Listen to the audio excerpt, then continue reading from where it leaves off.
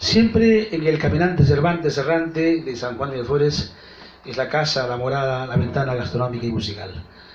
Los invitamos para siempre hacer estos mensajes musicales, estas tertulias con buenos amigos, aquí en tu casa, aquí en el caminante. Siempre con el trío Churiamba y cantando este guayno romántico, La llama de nuestro amor, el guayno del maestro Gilberto Cueva Fernández.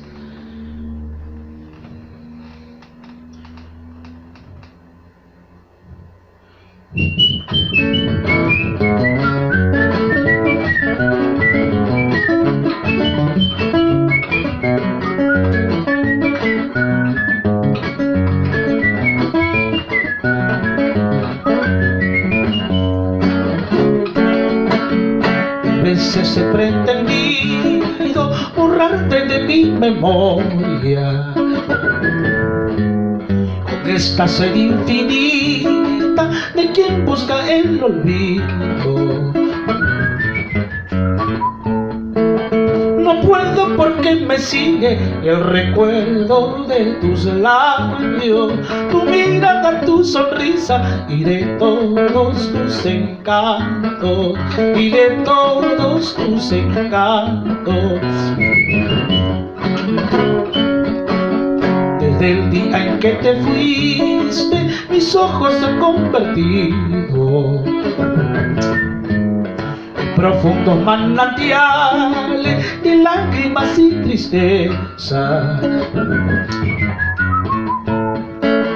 Aún tengo las mejillas de llanto humedecidas, añorando aquellas horas que tú has vivido en mí, que tú has vivido en mí.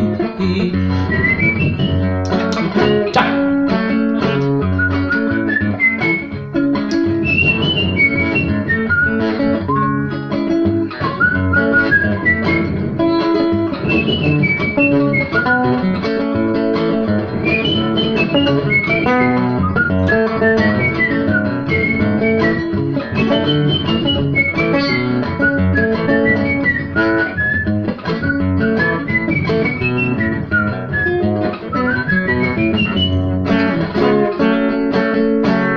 Noche solitaria pienso en otros amores que reemplacen en mi mente tu imagen que me tortura.